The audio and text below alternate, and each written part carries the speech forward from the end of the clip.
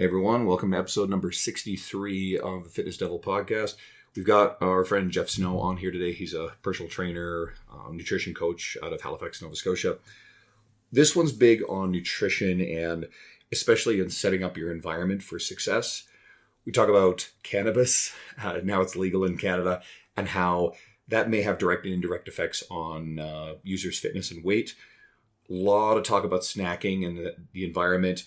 Eating late, the old myth that should be dead, but where eating late actually will get you into trouble. And nutrition for parents and their kids. Again, it relates to the environment you create, and that's a bit of a touchy discussion. Stick around, it's an awesome episode. Shut up and sit down.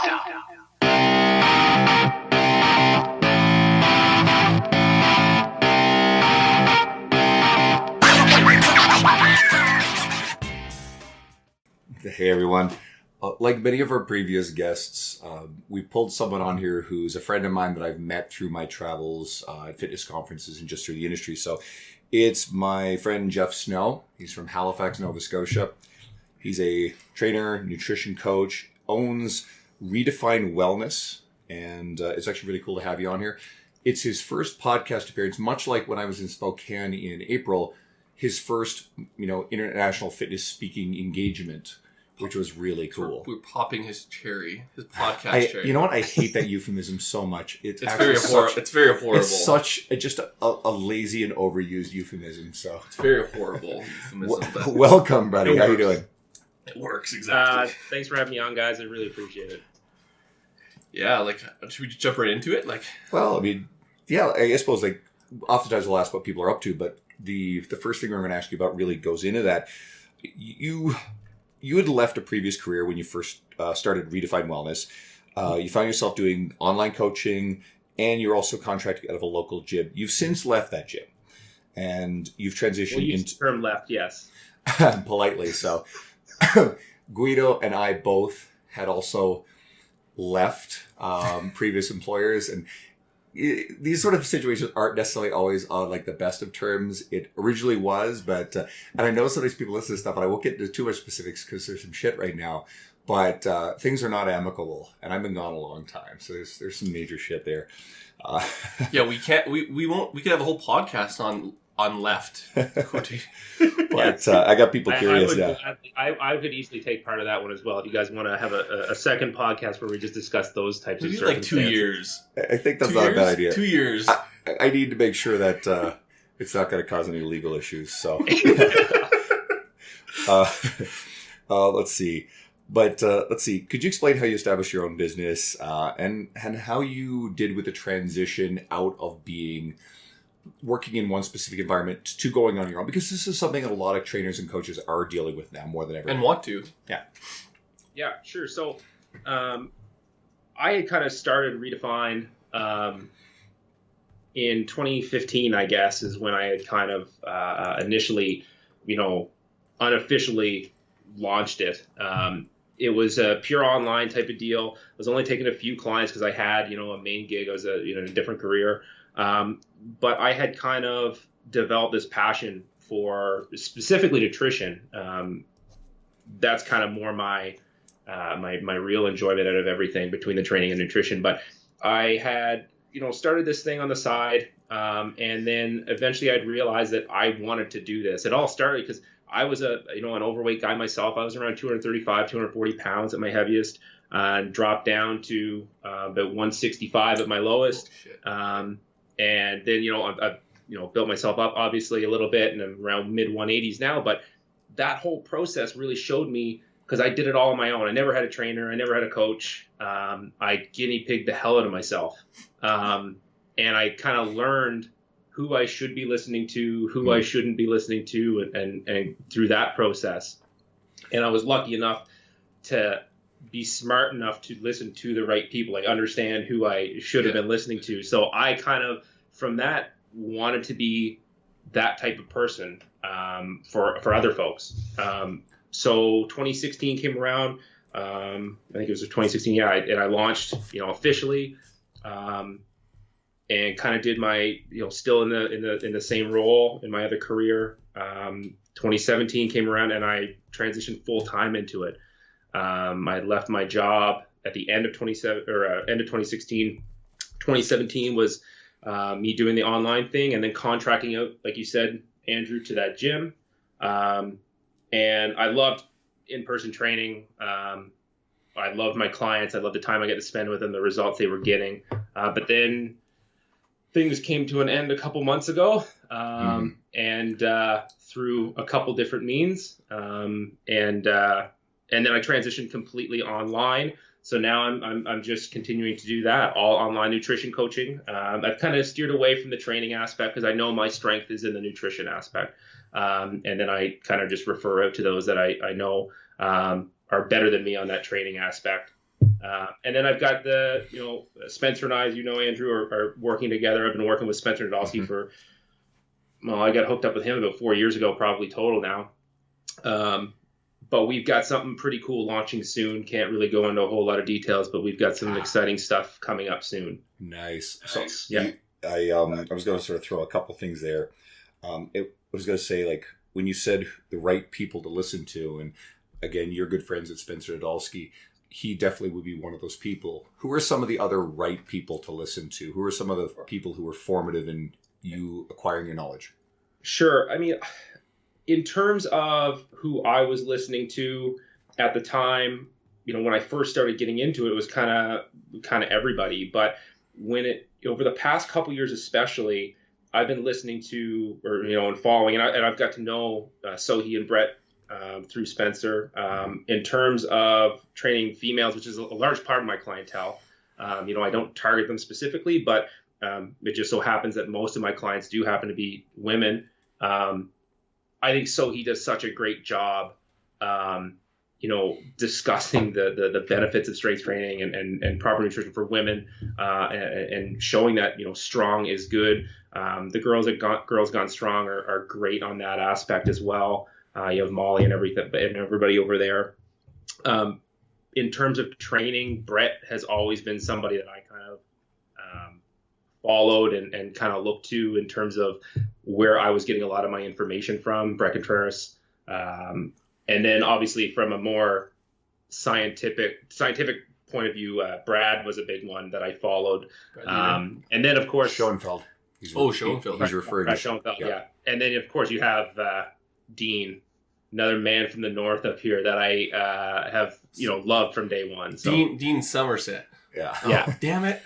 So Jeff being a longtime listener would be in on the running joke that we've actually missed a couple episodes a while back, but we somehow managed to sneak his name in there somewhere. So we got that out of the way early. How did you go? So this is kind of funny because I think a lot of people may have the same experience. How did you go upon axing the people that suck shit in terms of information? Because there's a lot of people, and you named some good people. Like, how did you go about like kind of cutting the roster?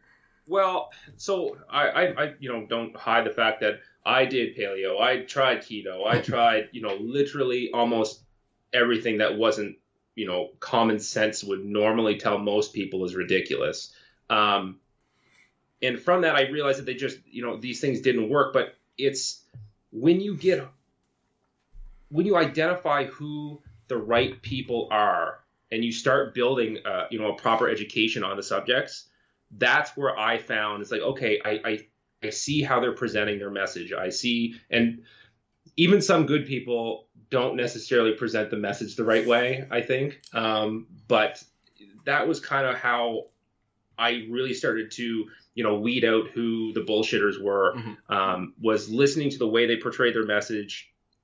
And it was, for me at least, easy to tell that they were using scare tactics, fear mongering on a lot of topics. The problem is and this is what I see with my clients, a lot of people don't have the ability to understand that what they're using are scare tactics and fear mongering and just peddling total BS, and they're making their way with it. But I was fortunate enough to be able to decipher that myself.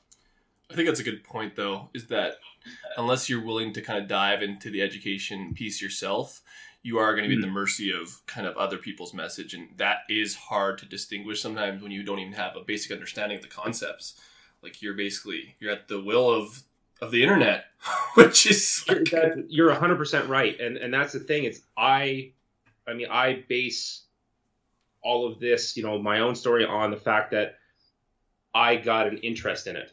I gained, through my own weight loss and everything, I gained an interest in it. And because of that, I dove down, the rabbit hole, if you will, of trying to learn more as much as I absolutely could. And I developed a passion out of that. Now, obviously, most clients aren't going to do that. Most people that want to lose weight just want to lose weight. And that's the problem, is that they are, and this is kind of how I base my coaching and how Spencer and my program is being developed. Our program is about education. It's about meeting people where they're at and trying to actually teach them what is going on and what we should be looking for, even if it's not from us. Maybe you're with me as a coach for 3 months and you're like, you know what, I'm going to try things on my own. Well, hopefully they've at least taken enough out of that they can then decipher and weed through so much of the BS that's out there on the internet and, in the news and all that kind of stuff. Yeah. Makes sense. I find that one of the things I was going to say, you're talking about keto and paleo and all that stuff, is I'm always very aware or wary of any fitness professional, nutritional professional who presents one nutritional ideology as the only way. And again, you get people who are selling keto, you get people who are selling intermittent fasting. Those things are fine in the right context for the right people. But if someone is selling you that as the answer to everybody, that is a person you're going to want to ignore. That is not someone who is going to be soundly evidence-based or qualified or credible. Yep. And unfortunately, there is a lot of them out there. Oh, there is. I mean, like a guy that's local to me, Andrew. We've talked about him when we first met in the city. Yeah, he's a big. He's big on one of those ideologies. Yeah, seems a bit exactly. skeezy. So, I mean, with my clients, I just started with a guy this week. I've got him on a keto approach. I've got another client, a long-term client of mine, who we started with intermittent fasting, and then we went into we got away from that, but now we're moving back towards IF. I've got other people that, are CrossFitters and they like the paleo way. But since being with me, maybe I've kind of opened their eyes up to what I more like to consider a modified paleo that maybe includes a little bit more variety, right? Move them off of the rigidity of the indoctrination of, because exactly. paleo They're crossfitting a whole could be food some diet, strong cult-like indoctrination. Yeah. They got the right crowd, that's for sure. Well, let's talk cult-like ideology. Yeah. And we've got the cannabis community. This being Canada, and all three of us are Canadians, we've seen recent legislation legalizing marijuana here and a lot of marijuana-related stuff. So, and I saw you post about this recently, so can you explain how THC and cannabis and CBD oils, how they may affect fitness, directly or indirectly, and weight loss amongst users? Because, let's be honest, we've all had clients who smoke marijuana as part of their lifestyle. If they didn't, they're going to, because it's Canada. They could if they wanted to. Yeah, exactly. So THC it targets a receptor, and what that does is it can create these cravings. Okay, and so the munchies are real, right? And it's a real thing. And the problem is that when these things set in, I mean, maybe you're at a party, maybe you're at your house, whatever, and these things set in, you're going to grab whatever you have, right? I mean, whatever. And this is all about setting up your food environment.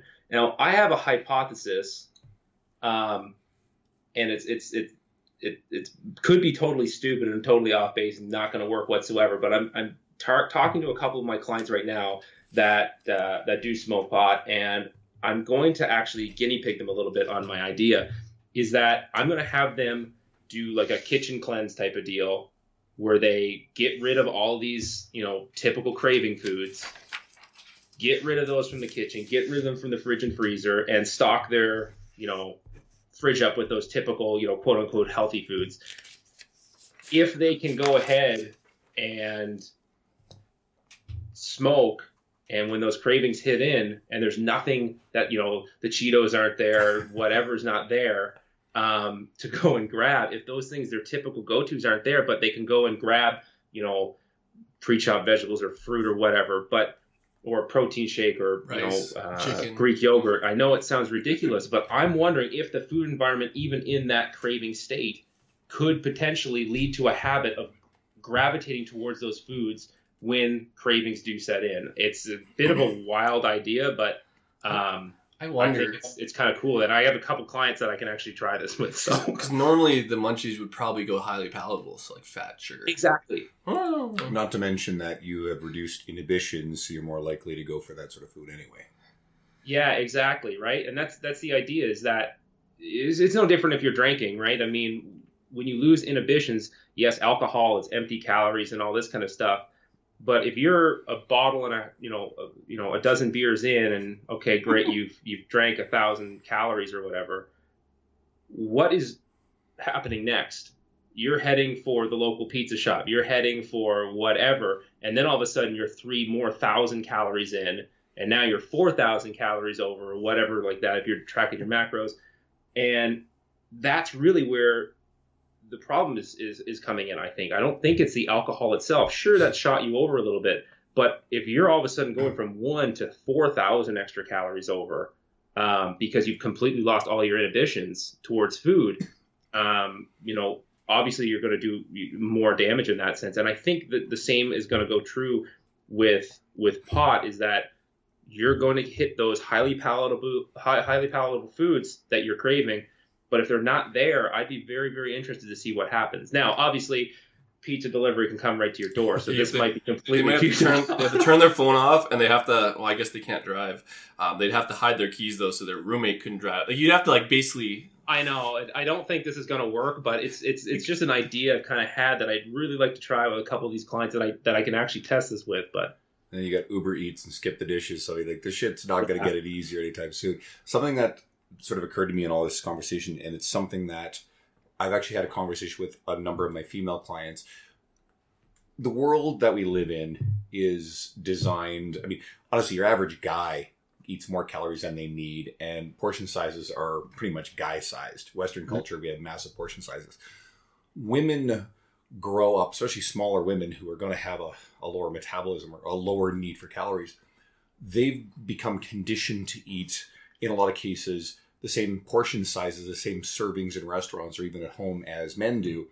And a lot of women, especially ones who get used to alcohol, can consume alcohol in line with what men can. So if it's already overconsumption for guys culturally, women really do want to pause and consider just how the world, the dietary nutritional world, the way it's been designed, is not meant for them to maintain a certain body size. They actually actively have to take steps to keep their calorie intake from going over their needs. It's definitely unfair, and I think some people really struggle with that part. Or they get two meals for one at a restaurant. That's how I'd look at it.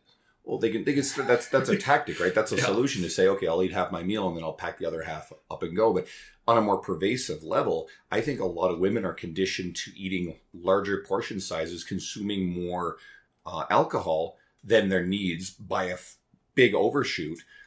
And they really have to stop and think about the fact that, well, these two things are incongruent. The desire to stay at a certain size and body fat level and the desire to consume food this way. It feels unfair. This, of course, is why we see all these quick fix fad diets and people wanting to do something hardcore only to go back to living the same way. The solution is to realize, guess what? Life ain't fucking fair. You can't drink that way and you can't eat that way if you want the aesthetic and health goals you have long term. Well, you got to come to grips with that, and that's sort of a harsh reality. Well, coming to grips with the fact the environment is set up for them to fail and set up for us to fail. They're just smaller, so they can overconsume. It's environment completely. You're in the worst. You're in a hostile environment. You're 100% right though, and it is environmental. I mean, it doesn't. If you go out to eat, I mean, Andrew, you nailed a point that's perfect. None of this is set up for success for any of us. It doesn't matter whether we're, a guy, we're looking like Andrew is huge, 260, or you're looking like a guy that's me, who's, this average size guy, or a guy that's even smaller than me, who's 160 pounds. Realistically, most people can't get away with going out and eating in those types of environments all the time. And if you're a woman, you nail it perfectly. They are at a significant disadvantage. And it's something I've talked with a couple clients about. I've gone out for dinners with clients before where we, longtime clients where it's like, okay, great, it's a year anniversary, we're going to go out for dinner. But it's one, I sit across from them, we're having this great conversation. On my drive home, I'm realizing, wow, we just had basically the same food. Mm-hmm. And she's a female client who's much smaller than I am.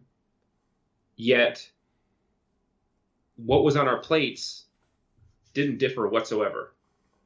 And at the end of the day, we were, even me as her nutrition coach, we were having a great conversation back and forth about her progress and everything. And I didn't even notice it, right? Until it was after the fact. And we both had, everything that was on the plate. Now, this kind of goes into my idea of choosing your battles as well, and looking at things from a value-based system. What do you value? Do you value, your health and wellness? Do you value your friends and family and time out with them, that social time and all that? And then picking those, when do those certain values compete and which one should win out over one another potentially? And when can they live in harmony, right? I find it's a method that a lot of people aren't really looking at a whole lot. I'm not really sure why. It kind of feeds into the flexible dieting mindset, but it takes it a step further. It's understanding how we can be flexible with all of our, interests and social requirements and picking what should we be doing when we're out to social events. And, when do we maybe say, no, you know what, I'm not going to that? Or, how do we approach those conversations with those people we're, set to be doing those things with? Well, and even the progress of being able to decide whether you're able to go in those environments or not. Because some people at the beginning of their journey probably aren't meant to be in those environments, but like as they build up those skills, they could. So it's that, even that understanding or awareness is probably, I guess that's our job as coaches to kind of turn that light bulb on. But that's exactly. A huge step too, is just some people just aren't ready. Like it sucks that they take those environments out, but if they don't, they that's a loss for a lot of people. I know, exactly. And that's the whole, we a lot of us speak of flexibility and everything, but we have to understand where we can be flexible and when we can be flexible. There is a time that rigidity is required for certain people. There's a time and place for everything, I think. There's a time and place for rigidity. There's a time and place for flexibility. We're just being so myopic on everything. We're saying, nope, rigidity is the way to do this, or nope, you have to be flexible or you're going to eventually binge on everything, right? And it's like, no, there is an in-between place, and we just have to learn where that is. Well, and even just speaking of flexibility and weed and munchies and snacks and having all these things fit in, this kind of goes into snacking while you're not high. So like normal snacking, one of the biggest obstacles to body fat loss can be snacking. And how, I guess, do you kind of put people on that spectrum of rigid and flexible and navigating snacking triggers, bored hunger versus like actually physiologically being hungry? Right. It's more so about understanding, I think, getting that person to think about what has been going on, earlier in that day. That's usually where I start out with a client. Let's say they're, somebody that find themselves snacking late at night a lot. That's their time of the day that things become an issue. Well, the first place I think we should probably be looking is how has the rest of their day been set up? I mean, we all know that, meal timing and all this for general population folks really isn't a big deal. But I think, we're looking at the research from such a, pinpointed way that it's like, well, no, meal timing doesn't necessarily matter all that much, but maybe it does in the sense that we are, going too long without a meal for somebody that needs to have just to feel satiated, right? Especially for somebody who's just starting off, changing a lot of food types that they're eating, changing the types of food they're eating, the amount that they're eating. Satiation isn't going to come immediately. They have to learn what these new types of foods are going to keep them full longer for, and all this kind of stuff are. And all of a sudden, if we're trying to change too much, the beginning start of their day, they could be having, a 7-hour window at the end of the day where they could be having a snack, but they've said, no, I've eaten so much already, but it was way earlier, so I have to, I can't eat anything at all. And now all of a sudden they're reaching for the Cheetos or whatever it is that they've snuck away in the pantry. It's understanding that maybe there's a way of still including that to a point that they don't get to that craving level. Like if it's okay, the idea of flexibility is, basically the old saying of everything in moderation is okay. It's not necessarily untrue. It's that people just don't know how to, people don't know the real definition of moderation. And it's if the earlier part of the day is completely out of whack or not set up properly, that evening is still going to be a total goat rodeo for them, right? I mean, they're not going to be able to focus on that big area that's always been an issue for them, even though the earlier part of their day may have been absolutely fantastic from a coach's perspective and the client's perspective. Later in the day, they've set themselves up for failure, in the hours preceding that. For a lot of people, evening snacking is very much a habit. It is so ingrained in their behavior that just think about when you come home, and if you're someone who you hit the couch right away, think about, is that really a choice you conscientiously made, or is it like all of a sudden you're on the couch and you don't even kind of remember the action as much as you just ended up there? If you are someone who snacks normally as you watch television in the evenings, it is probably such an ingrained instinctive habit at this point that it's going to require some rewriting, some actual tools to break habits. I just recently read James Clear's Atomic Habits. And James, did you meet James when I met you in Kansas City? He was there. Yeah, he was there, but I don't think I got the opportunity to meet him. Quiet, humble, awesome dude. I know he's good friends with Andy Morgan. So anyway, I've been talking to James, and we do have him booked to record with us in January. So he's booked and set. Hopefully we're able to make it work.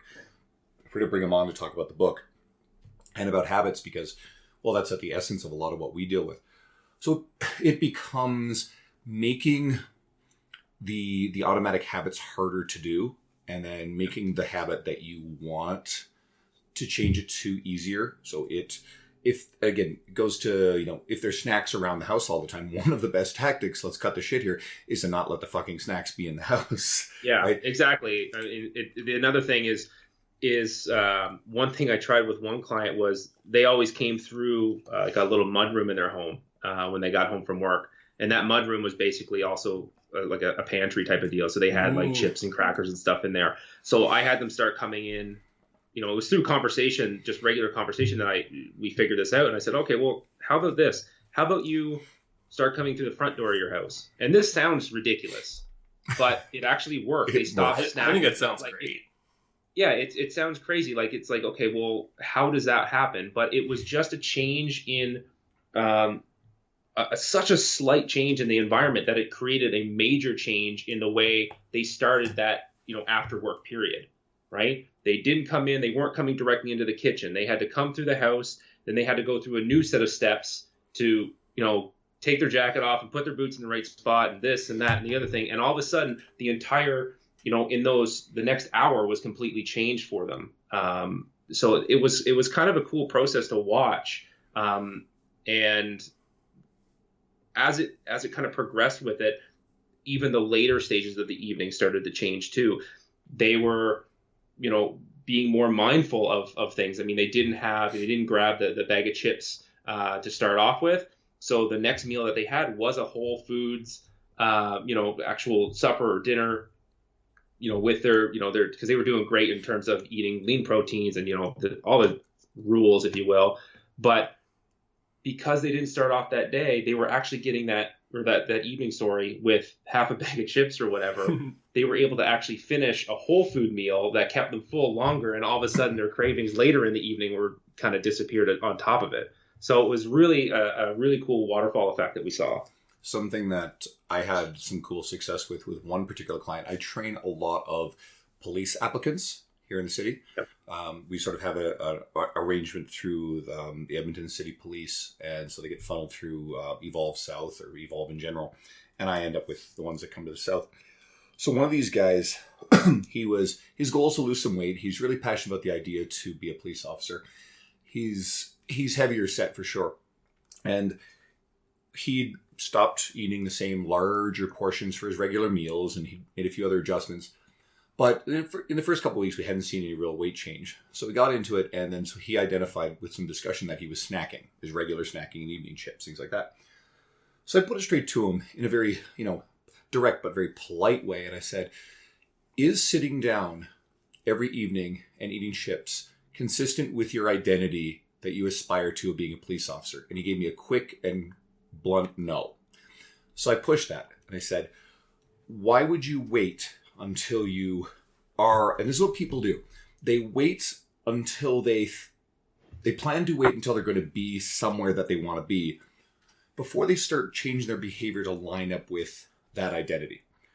If you want to be successful achieving something, and this is a perfect example being a police officer, in order to get there, you have to act like the identity that you envision.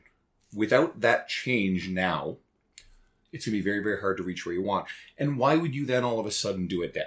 Right? So It makes no fucking sense whatsoever not to make those changes now. Light bulb moment, he got on top of the snacking, it changed, and we started seeing weight loss progress.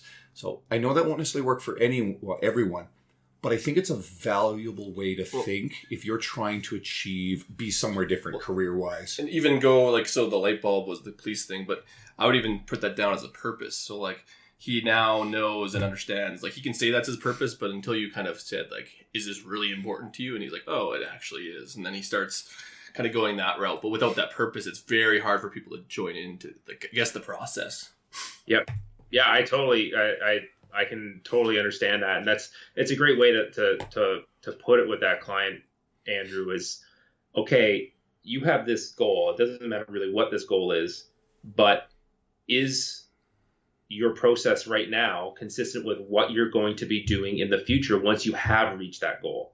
And if the answer is no, okay, well, do you think practicing that right now is going to prepare you for, when you have reached this stage in your life? And the answer to that is 99.9% yes, I'd say.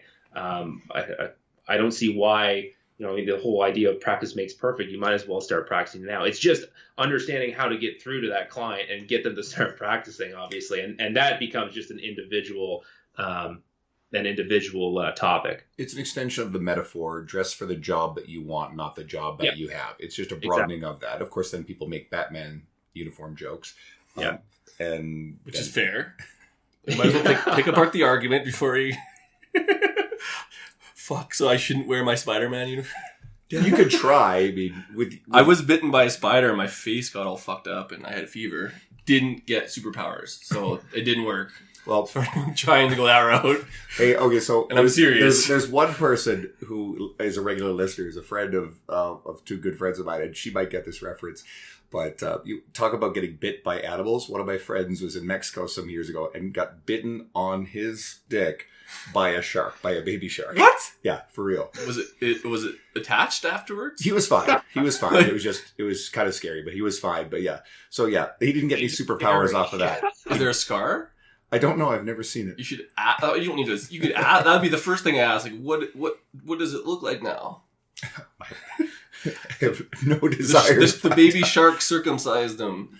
What is that? What's that video? Baby shark. That music video. The kid one? Yeah, his kids, my friends, they love that baby shark, mommy shark song. It's the worst. Yeah. It's on family dinners on Sunday. It's fucking on repeat. It's the worst. I used to teach. To be honest with you guys, this is the one spot I didn't think I was going to be surrounded by that damn song.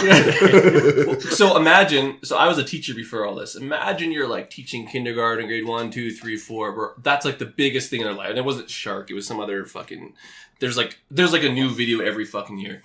Those videos go on repeat for all the breaks, because there's lots of snow out here. So sometimes they're inside. You play those all the time. So imagine being surrounded in a world where you're listening to that 2 hours a day, and there's, instead of having one child, there's 30 singing it. It's the worst.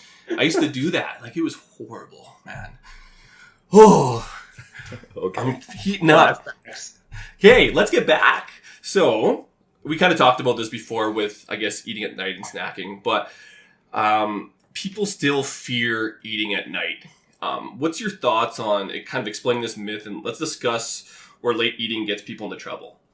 Yeah, so it's it's a good tie into what we were just talking, but what are the foods that people are generally eating after 8 o'clock? It's, Cereal. it's not chopped vegetables and an apple. It's, it's potato chips. It's ice cream. It's those, once again, hyper palatable, easy to digest, just easy to grab and eat type foods, of foods that taste delicious. And they taste even better at the end of a stressful day. Oh yeah. Right. And I think that there is kind of another trigger on top of it. I mean, and going back to what we talked about, looking at what the beginning of your day looked like in terms of meal timing, I think we can also go back to look at what your day looked like in terms of how emotional responses and stress levels, whether it's family, friends, work, whatever. What did that day look like? And is that causing you that strain later in the day? And what are we grabbing after 8 o'clock? It's not that calories, magically automatically turn to fat after a certain period of time. And the argument when people ask me, well, what are your thoughts on eating after 8 o'clock or 7 o'clock, whatever it is? And it's amazing how many people still do ask that question. But I basically ask, okay, well, when was the last time you crossed a time zone? and they said, well, actually, I went on, I was on the West Coast, 8 months ago.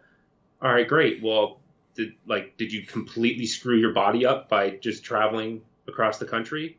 Well, no. I was like, well, exactly. So this makes no logical sense whatsoever, just from that standpoint alone. Because anytime you travel, you completely ruin yourself. But it's all a matter of what we're grabbing after that time of day. It's nobody is grabbing, vegetables, a protein shake or whatever. One of the things that I have with people, if they are, snacking a lot in the evenings, I'll just simply change that snack to begin with. We'll change it to like a little bit of Greek yogurt and some berries or something like that. And from there, they're still, if they are experiencing hunger later in the day, great, they're hungry. We're going to help that, and hopefully we can get a little bit of sweetness with the berries in there. And they're still, yes, eating later in the evening, and yes, it's still calories, but at least we're improving the food selection type at that time. And once again, this is obviously highly individual with client to client, but they're not choosing a bag of chips, which is stupid easy to dummy and just get down, right? And get down. Yeah, it's one of those things. It's the conversation always leads back to the idea of, do you have to keep these foods in the house anyways? And what if we remove those foods from the house during the week? So up here it's like, okay, well, I love having a bag of chips and a few beers watching the hockey game on Saturday night. All right, great. Well, how about you go to you don't keep those things in the house during the week. On Saturday afternoon, you go to the grocery store, you go to the liquor store, you grab your 6-pack, you grab a personal size bag of chips, and then you come home, and then it's there for Saturday night. And guess what? They're not there on Sunday anymore, right? And all of a sudden, you've included those things in your food environment, but your food environment has changed immediately after that situation has been finished, right? So, all of this kind of ties in. It's all this. The biggest thing I see with a lot of people is their environment. I think it's the food environment, social environment. These are the biggest topics I see with I've coached over 200 people now. It's the number one thing that is always talked about at least once in the process. Everybody is an individual case, but that is the one thing that we focus on the longest with every single one of my clients. Your food environment changes so much. If anyone's familiar with a book called Nudge by, I think it's Thaler is his last name. One of the earlier parts of the book, I actually gave up on the book halfway through because it's into some weird shit, but I don't do that very often. But early on, and this study has been cited in a bunch of different places, it was a food court or school cafeterias and where they placed bottles of water versus where they place like the pop. And by placing bottles of water, or in other cases, it's healthier food, higher up, more on eye level, and in more accessible places, more bins of bottled water, what you see is statistically people will make the choice to consume the the water versus the Coke or the healthier food more consistently. So the premise of the book is nudge these decisions by altering the environment around you. And it goes to, we've repeated several times about what we have in the house or where we are, where it's situated. Breaking habit loops is important, obviously. Yeah. Well, isn't this no different than what all these major food companies are doing with having psychologists on staff and everything on how are people drawn to certain foods? How do we place it in the supermarket? How do we place it in the convenience store? I mean, it's no different. So for us as coaches, I think if we take a page out of that very same book, you know, I mean, you could argue that we're trying to fight against big food or whatever. I don't know. Well, they're just smarter. Like, they've been using these tricks since, like, the 50s. Yeah, like, exactly. That's how it started. But it's no different. We're just using the same tricks, or maybe we should be at least. It's working for them. But to Andrew's point, it's been shown that it still works the opposite way. If we food placement, that food environment works. So I think it's a convenience thing. I think that people are lazy. That's realistically what it comes down to. We're all lazy, and whatever we can do for to make things easy, we're going to do, whether that's necessarily what we really want to do or not. If it's still easy and kind of gets that point, us to that same point, we're going to choose that route. Something that very much works, you hear this a lot, is instead of having the fruit hidden in the bin in the fridge, having it in a bowl on the counter. People will consume more of it. That little change can spur a lot of behavior change. I was thinking, like, maybe this is a trick, but you can take because the packaging, like they hire psychologists to get you on the packaging. Take the food out and put it in like clear bins. So your brain doesn't get fucked. So I know the packaging gets you. I will say one thing, Andrew. You nailed it. I know that the crisper in my fridge is where vegetables go to die. I eat lots of vegetables, right? But that is still where I completely ignore them. When I put them in there, it's like and it's clear. So actually, to your point, Dean, it's actually a clear crisper. I can see in it. I just don't get them. They're too hard to get to. That's the thing. It is too hard when the other stuff's just there. I'll be honest with you. I think that if I haven't had Lucky Charms in forever, but I love them. I just don't bother to have them in the house or eat them. Why would you like Lucky Charms? It has nothing to do with the Irish heritage. Yeah, and he loves Lucky Charms apparently. Because your uncle is... Because they're marsh magically delicious, right? Exactly. Anyway, but I think if you took them out of that box and put them into a clear like cereal thing, I would see it just as easily and be like, I want that. I see marshmallows. I'm going to eat those. You're right. Now, the other thing is, this has its limits. It's not like, well, if you put your ice cream out on the counter, it's going to melt anyway. That's a great strategy to not eat it. That's a great strategy to not eat it. Whereas we know it's in the freezer and we're going to go get it. So. I've done this, and I didn't mean to do it. I just know that I'm less likely to do it. I have 2 freezers downstairs and then my fridge upstairs with a freezer. Anytime I put ice cream or like frozen yogurt downstairs, it takes months to eat. Because it's like, it's too far at like 10 o'clock at night. Like, fuck that. I'm tired. If it's upstairs, it's gone within like 2 weeks. Yeah. So same thing. So, I'm lazy. Applies with any snacks. I mean, if you're going to have Tostitos in the fucking house and salsa, downstairs, put that shit downstairs. Get it out of the way. I hate going down to my deep freeze. Can't stand it. It's the worst, and it's dark. There could be monsters down there. You never know. Well, I'll tell you something that I actually do here. I love beer as much as any other Canadian, but I made I decided that, I'm going to stop drinking completely during the week. And I, put my beer consumption Friday, Saturday night. And, I might still only drink 2 or 3 beer at most. I'm not a heavy drinker or anything like that. But what made it easier to do was putting a little mini fridge in my basement and putting the beer down there. And it was out of sight, out of mind.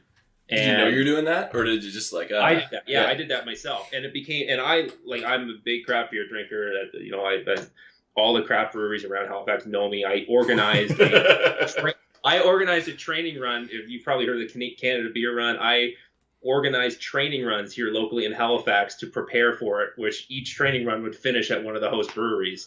But it was so. But I was like, okay, maybe if I, set my environment up myself, and I've been doing this for a number of years, but I still find things that can improve my own lifestyle, right? And I moved those things downstairs, and sure enough, it worked. I don't even think about beer during the week.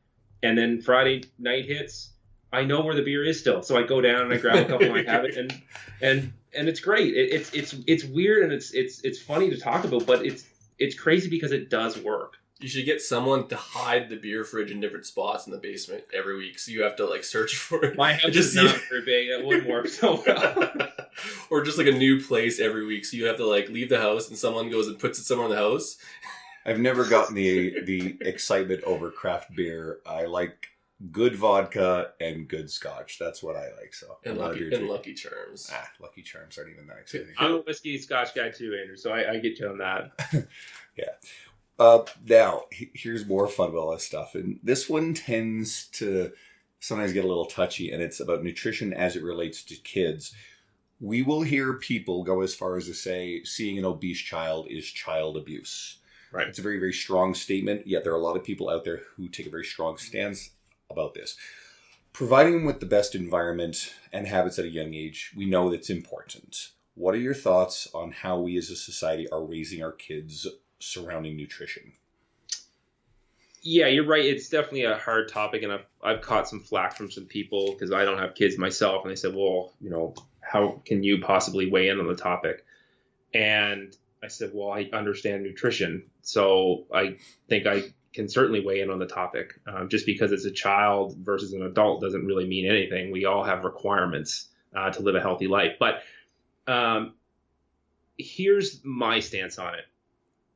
And this is kind of what got me in trouble with a couple people before, and they kind of argued with me on it, is that the parents are the boss at the end of the day.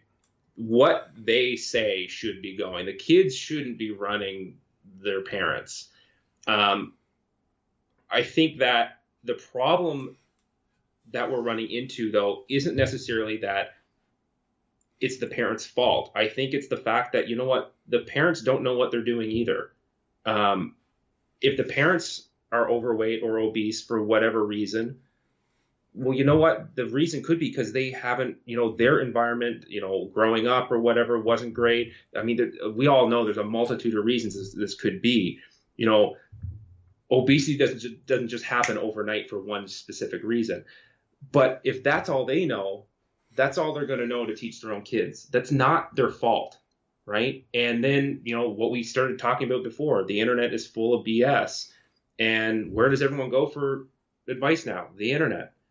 And all they get is, more garbage. And this is why they can't make a change themselves and why their kids are often following in those same footsteps. I think the most powerful thing that we can do the most powerful thing that parents can do is cook with their kids. Try to get them in the kitchen with them, make supper preparation a couple days a week, at least a part of their day, a part of family time. One, family time is important to begin with. And two, it helps teach them from a young age these healthy habits and these routines and get them coming to the grocery store with you. And it's funny because I had a client that started doing that, and her kids absolutely love it now. It's one of their favorite things to do is to go help mom grocery shop and cook supper. And it was really eye-opening to her. She said that, her kids by no means were obese or anything like that, but she lost 70 pounds with me. And she had a big concern that what she was showing her kids, she didn't want to. So when, we started, working together, she eventually started bringing her kids into the fold of bringing them to the gym if she couldn't get childcare that day, which was cool because we got to work out. The kids were on her back as she was nailing push-ups out. She started bringing them to the grocery store, and she started, cooking with them and showing them, how to come up with recipes and all this kind of stuff. And the kids started loving it, and they're quite young. They're only like 6 years old. But I think that if we can get back to that, and this starts in school too, if home ec or whatever the classes are called, where you go in and they teach you how to cook. I think if even the schools start making these things mandatory again, that will make a big change. I remember when I was back in high school, I had to do a class in grade 8 or 9, I think, and we did cooking and stuff like that. But after that, from what I remember, it got canned. and these skills are vanishing, and it's really unfortunate, because I think those skills and the parents coming up with those skills and then using them along with their kids and utilizing it at home as family time and something to learn with, I think that would make probably the biggest difference out of anything. I remember when I grew up, I guess I was pretty lucky. Like, my mom and dad had a pretty intuitive understanding of what good nutrition was. Dad would cook us oatmeal every morning. Now, again, we spoonful plenty of sugar on top of it, but we didn't have breakfast cereals except on the weekends. We could have them. Mom cooked home cooked meals every night of the week, all 7 nights a week, pretty much. We'd have homemade lunches or sandwiches or something. Like, it was where we would actually come home from school for lunch, because we lived in a small town in rural Newfoundland. And then I was given, as a kid, a $5 allowance when I was young. And of course, I'm dating myself here. This is like 30. That's like $100. 33, 35 years ago, where, you know, you could buy a chocolate bar. It was like 75 cents or less back then. You bag of chips, you know, a can of drink, a couple chocolate bars, and your $5 would cover it and then some. And so I'd get to have that on a Friday, right? And then I'd watch Saturday morning cartoons again with, I didn't even have Lucky Charms back then. I used to eat Fruit Loops. It was one of my favorites, or other shit like that. Mini Wheats. That wasn't even. Those are all good. They're all pretty good. But the point being is that I actually was really lucky from a food environment standpoint in terms of what I was fed and how I grew up to understand food. And I think that had a lot of lifelong positive effects.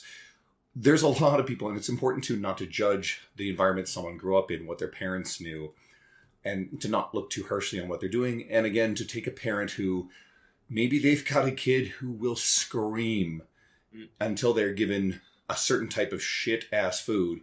And unfortunately, I think it is a mistake to give in that situation. But I understand a tired, frustrated parent. Maybe it's a single parent who's working, 2 jobs to try to provide. And whatever garbage food they want is on the inexpensive side. And it's the only way to calm down the stress, and they're overwhelmed. I think it's really important not to be judgmental. But at the end of the day, if you create an environment where you raise a child in obesity, you're putting them at a monstrous disadvantage in society in a number of ways. They are going to be set up for a lot of hardship growing up. That's really good advice. I want to know, though, you were out east, did they even really have that much shit you could buy out there? You're in the boonies. Yes. There's no people out there. Yes. Tons of shit. There's tons of shit? Tons of shit. Go move to go move to an acreage, and you didn't have all the fast food stuff. That's what I mean. It's hard pressed. No fast food wants to go out east. You still had family sized bags of chips and 2-liter pop and all that stuff. I think this realistically. I mean, I do agree with Dean. Is that even I knew where you grew up, and because you told me where you're from. It's the middle of friggin' nowhere. But well, shit. I mean, you were originally from Newfoundland too. Yeah, don't let it fool you. So I want to see the fat statistics in Newfoundland. It's probably very low. Oh, it's awful. No. It's bad? It's awful. Yeah, it's awful. Never mind. Yeah, it's awful. St. John's, you have Corner Brook, and then it's wilderness. So wilderness fishermen, basically. So I think that it's I think time has definitely changed, and nowadays it's a much more obesogenic environment. Mm-hmm. Yeah. We have, even in these small rural communities, there's always still a McDonald's. There's always still a Timmy's. Oh, there's a Timmy's. Yeah, God knows there's a Timmy's. But, these places are everywhere now. So I definitely think that in today's society, it is different than from when, our parents grew up or whatever. However, that being said, I think the issue of the idea of that eating healthy is more expensive than not eating healthy is still a big problem that we have. The idea that you can't eat healthy at a certain budget is completely false. And I think that's because of, once again, the BS that's out there, that frozen bagged vegetables are bad for you. No, they're not. They're great, right? And they're super cheap, right? Some canned vegetables and stuff are bad for you. No, they're not. Canned beans are great for you. If you can't cook fresh beans because they take a day to friggin' cook, then you know what? Buy canned ones, and they're not that expensive. We can eat to a point that, yes, we are going to help our health and improve our weight and all this kind of stuff on a specific budget. And I think that that is a big issue that is that we're facing as a society, is that mentality is alive and well, that you can't eat like that, right? It's expensive because the organic stuff, you got to eat organic. Well, no, you don't have to eat organic. There's not a goddamn ounce of evidence out there that points to the fact that organic is better for us in any way, shape, or form. Exactly, right? And that's the thing. It's like, you don't need to eat organic. So if, let's say you have $100 food bill at the grocery store, and if you were to buy all those same foods, it's a great whole food, cart or whatever, and you go and grab $100 worth, and normally if it was organics, it'd be $130, let's say. You could save those $30 and put it towards a gym membership, or put it towards, I don't know, whatever, more fruit and vegetables if you wanted to. And you'd be no further behind, no further ahead than if you had paid the $30 on the same amount of food, right? So I think that it once again comes down to the education that, I talk to a lot of people that aren't all that fortunate financially. They it's been a generational type deal, and they say, no, well, this is super expensive, we have to do this, we got to eat off this menu at McDonald's and all this kind of stuff. It's like, okay, well, let's go through a little exercise, and we go through that exercise, and like literally we're able to piece together these same meals. And you see these infographics on Instagram all the time. Spencer's done them, Carter's done them, all that kind of stuff. That compare the two, and the price is the same or potentially even less for a similar meal, but actually much healthier for us. And I think that is where it needs to start, because the parents think, well, one, it's cheaper, one, it tastes, you can make things taste good, but the parents don't even know how to cook in some cases, right? And I'm not judging those parents, like you said, Andrew. I mean, we have to steer away that judgment from the parents, and I think that's another big issue, is that we're criticizing these people when we shouldn't be. We should be empathizing with them. Yeah, because criticism is not a solution to this stuff.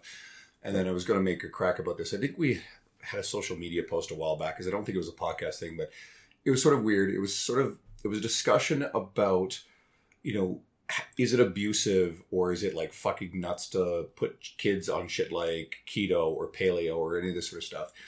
And someone, and I feel like it was probably Ashman that got in there and had the conversation, but in comparison to a typical Western diet, which is getting a lot of kids very obese anyway, are these protocols any more, abuse? Actually, I think Ashman probably said, I think he said if you put a kid on keto, it's abuse, but that sounds more likely to be him.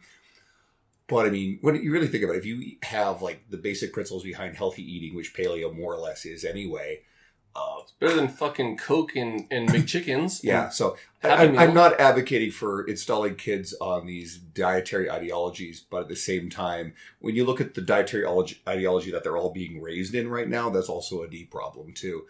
And then, of course, you get into like feeding your pets vegan diets. Like, don't ever. Well, there's a huge rabbit hole, because you're going to get your fucking pets taken away. You do shit like that. But yeah, that's for another time. You don't have much time left, do you, buddy?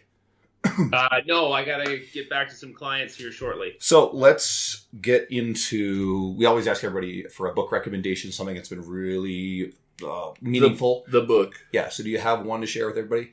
And no fucking scientific textbooks this time. Yeah. So I know, like, with me, I have kind of put recently some reading on the back burner in order to really try to learn from sources themselves. Mm-hmm. And not that reading is bad for you or anything. I think reading is great. I've just picked up a couple books myself. I need to start reading Why Zebras Don't Get Ulcers. Awesome book. Yeah, exactly. That's the next one I'm about to dive into, hopefully this weekend. I more so have looked in the most recent past towards the actual sources of these of the book. So, and sorry, Andrew, they are people in our industry. It is a little bit more scientific, but for me, I'm a giant nerd.